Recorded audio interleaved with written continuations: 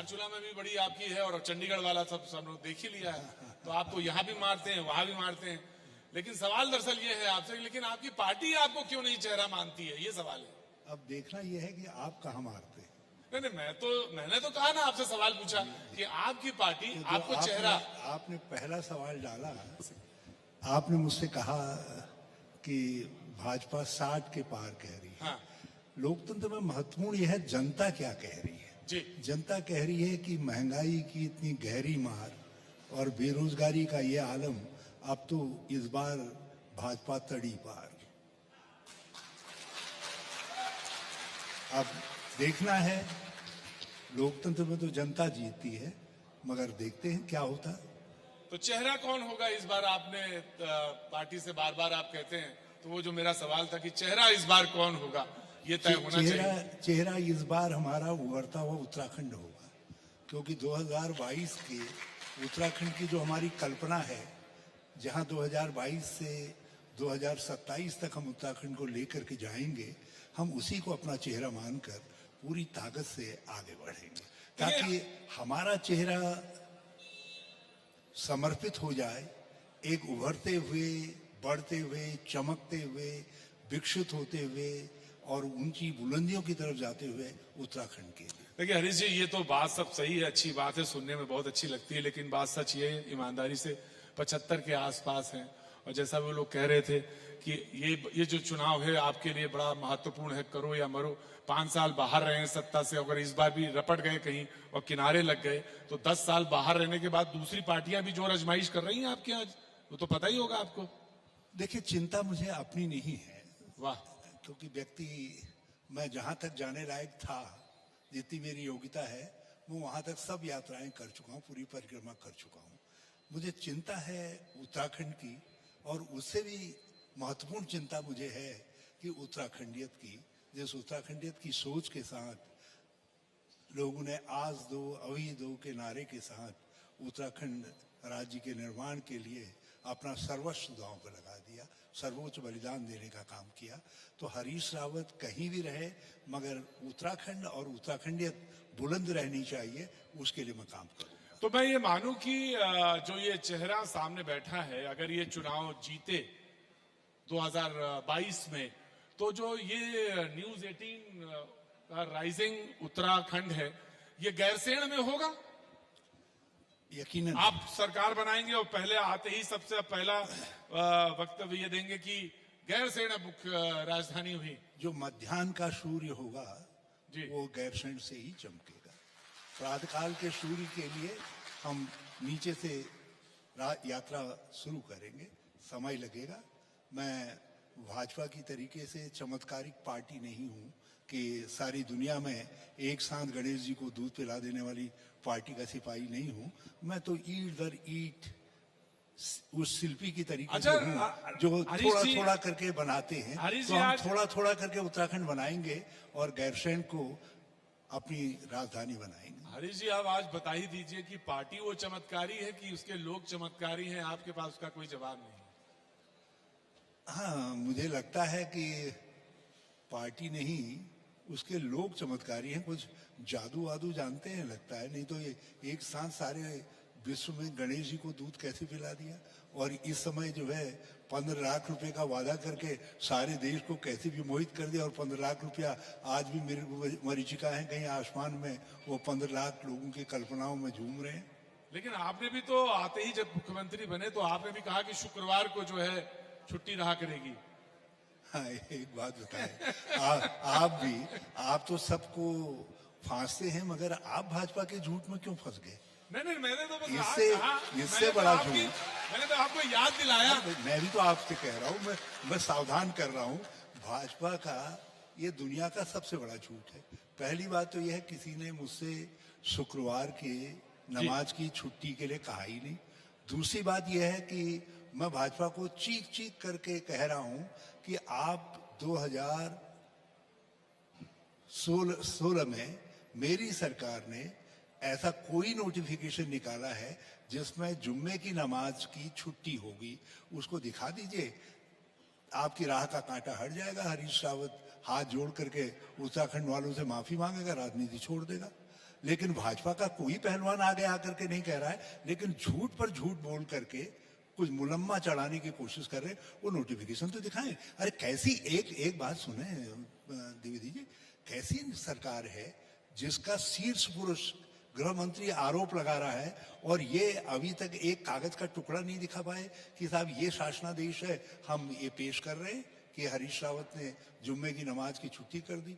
और गृह मंत्री से भी ऐसे दिन में कहलवाया जुम्मे की नमाज के लिए लोग सड़क में खड़े थे, जिस दिन का उन्होंने उल्लेख किया वो दिन जुम्मा था ही नहीं, वो तो बृहस्पतिवार था। जो अपने गृह मंत्री से, लेकिन जब अपने नेता से झूठ कहलवा देते हैं।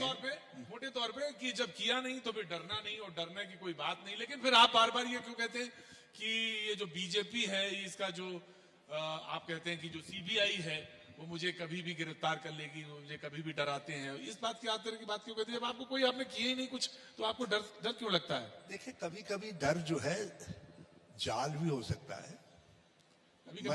मैं एक बात जानता हूँ, हाँ। जैसे ही मुझ पर हाथ डालेंगे तो ये चुनाव का फैसला उसी दिन हो जाएगा। यदि मेरे पर हाथ डालने से कांग्रेस उत्तराखंड के अंदर सरलता से 60 पार हो जाती है, तो इससे बढ़िया मेरे लिए क्या सौभाग्य हो सकता है। तो मैं तो दावत दे रहा हूँ कि हिम्मत करिए, आइए हिम्मत करिए। बार बार ये कहा जा रहा है कि मैं उत्तराखंड में घूम रहा था, कुमाऊं में इलाके में था मैं।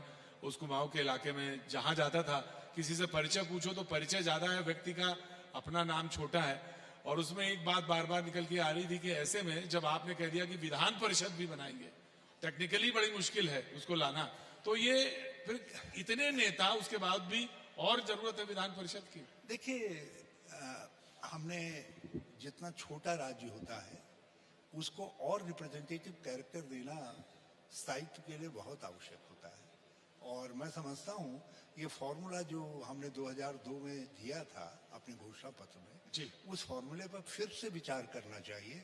और उत्तराखंड में राजनीतिक स्थायित्व के लिए, जिस अस्थायित्व की हमको बड़ी कीमत अदा करनी पड़ी है उत्तराखंड को, तो स्थायित्व लाने के लिए विधान परिषद एक तरीका हो सकता है जिस पर एक सर्वपक्षी विचार। तो मैंने ये विचार के लिए बात उठा दी है, और उस पर यदि राज्यव्यापी विमर्श होता है और राज्य का समर्थन मिलता है तो इससे बेहतर और कुछ नहीं हो सकता। लेकिन ये मेरी सोच है, ये कोई अभी पार्टी की सोच नहीं है। जी बिल्कुल। तो 2017 में कुछ लोग आपको छोड़ के गए, कुछ लोग तो आप वापस ले आए, कुछ लोग आना चाहते हैं लेकिन आप उनको लाना नहीं चाहते। सुना लोगों ने कहा कि अगर मैं वहां चला जाऊंगा तो हरीश रावत जी का मुश्किल में पड़ जाएंगे, इसलिए आप भी ये जानते हैं, इसलिए आप उनको वहीं रोके हुए हैं, और आना चाहते हैं आप उनको आने नहीं दे रहे हैं। देखिए, आजकल हमारे जो पहलवान उधर गए हैं जी, भाजपा के पेट में उन्होंने ऐसी मरोड़ पैदा की है कि 3 मुख्यमंत्री ले आए, अब भी मरोड़ दूर नहीं हुई है। उनको बदहजमी के शिकार है, वो बदहजमी के शिकार है। उनके पेट में जबरदस्त मरोड़ है इस समय, और वो मरोड़ हमारे इन्हीं पहलवानों के कारण है। तो जब हमने ऐसे विशेषज्ञ भाजपा में दिए हैं तो उन विशेषज्ञों को अभी वापस लेने का समय नहीं आया है। भाजपा को कुछ और पस्त होने दीजिए, उसके बाद फिर देखेंगे, विचार करेंगे। नहीं, यशपाल आर्या जी को तो आप ले आए और वो आपने फैसला ले लिया, लेकिन कुछ और आना चाहते हैं, इनको आप आने नहीं देना चाहते। देखिए, यशपाल आर्या उजाड़ू बल्द नहीं थे, वो पार्टी को धोखा दे करके नहीं गए। हम उनकी एक बात को नहीं मान पाए, तो जो बाकी गए जो आना चाहते हैं, तो उन्होंने पार्टी को धोखा दिया। नहीं, ये पार्टी को गिराने के लिए गए, इन्होंने दल बदल किया, इनको खरीदा गया वो हरे हरे घास दिखा करके जो है। तो इसलिए इनकी संज्ञा ही, आप यदि उजाड़ू बल्द कहेंगे तो लोग अपने आप ताली बजा देंगे। लोग जानते हैं कौन उजाड़ू बल्द है। एक तरफ आप जो बात कह रहे हैं कि बेरोजगारी है, एक तरफ आप बात जो कह रहे हैं कि अस्पतालों को, सड़क को लेकर, दूसरी तरफ वो जो कह रहे हैं कि हमने बदला है और हमने उत्तराखंड को बदल के दिखाया है, और इस बदलते हुए उत्तराखंड में अगर आगे बढ़ना है तो हम ही को लाना है। देखिए, मुद्दों की, बल्कि यदि मैं थैंक यू भाजपा से स्टार्ट करूं तो कोई गलत नहीं होगा। जी, बारिश करती है, चुनाव में हम इसमें से कितना पानी समेट पाते हैं उस पर हमारी सफलता का मार्जिन निर्भर करेगा। आज देश में सर्वाधिक बेरोजगारी है, दुनिया में सर्वाधिक बेरोजगारी वाला देश भारत है, और उत्तराखंड हिंदुस्तान में सबसे बेरोजगारी वृद्धि दर वाला राज्य है। महंगाई अपनी जगह पे है, लोगों ने सर पर तेल लगाना बंद कर दिया है। गैस के चूल्हे को रात को महिला हाथ जोड़ करके कहती है, हे सिलेंडर भैया कल बंद मत हो जाना। विधानसभा का सत्र चल रहा हो और मुख्यमंत्री जो वित्त मंत्री भी थे वो अपने बजट को पायलट कर रहे हो, उस पर वोटिंग हो रही हो और उनको कान पकड़ करके यहाँ ला करके कह दिया गया तुम you are no more chief minister, और एक दूसरे को चीफ मिनिस्टर बनाया गया। उस बेचारे को यही मालूम नहीं पड़ पाया कब उसकी शादी हुई और कब उसको विधवा घोषित कर दिया गया। और तीसरा व्यक्ति भी बाल बाल बचा। यदि हमारा डर नहीं होता तो वो तीसरा व्यक्ति भी चला गया था जाते जाते, क्योंकि 3 लोग को भवन में चले गए थे। तो राजनीतिक अस्थिरता जो आई यहाँ, वो भाजपा ने अपने विफलता को, जो विकास के मोर्चे पर और जन कल्याण के मोर्चे पर उनकी विफलता है, उसको छिपाने के लिए किया है। लोगों ने कहा कि चुनाव इस बार जो है उत्तराखंड का बहुत नजदीकी है, लेकिन उनके पास जो नेता हैं, जो उनके पास तैयारी है, जो उनके पास इलेक्शन मैनेजमेंट है, वो कांग्रेस के पास नहीं है। आप कुछ कहते हैं, आपके पार्टी के नेता कुछ कहते हैं, आप कहते हैं कि चेहरा होना चाहिए, पार्टी के नेता कहते हैं नहीं हम पूरी कांग्रेस पार्टी चुनाव लड़ेगी। तो इस तरह के कंफ्यूजन में कैसे निपटेंगे? मैं जरा सा अपने हल्के शब्द के लिए माफी भी चाहता हूं। नटवर लाल के पास सारी कलाएं थी, लेकिन नटवर लाल एक दिन पकड़े ही गए ना। तो भाजपा की जो नटवर लाली है चुनाव में किसी न किसी तरीके से विजय हासिल करने की, जनता उस नटवर लाली को, उस खेल को समझ गई है, और इस बार उत्तराखंड में उनको मुंह की खानी पड़ेगी। और आप देखिएगा कांग्रेस बहुत अच्छे बहुमत के साथ, बहुत अच्छे शानदार बहुमत के साथ सत्ता में आएगी। और उसमें एक कारण ये भी रहेगा, मैंने लोगों से प्रार्थना की है, ये जिसमें रात को भी गिनने पड़ते हैं, सुबह भी गिनने पड़ते हैं विधायक, ऐसी सरकार नहीं चाहिए। दे रहे हो ये मत, ये दाता, एक कृपालु, यदि दे रहे हो तो इतना बहुमत दो कि हम बेफिक्र होकर के 5 साल आपके विकास के एजेंडे को आगे बढ़ाने का काम कर सकें। समय में अगर आपकी पार्टी चुनाव जीती तो मैं मुख्यमंत्री से बात कर रहा हूं क्या? आप उत्तराखंड के एक सेवक से बात कर रहे हैं, और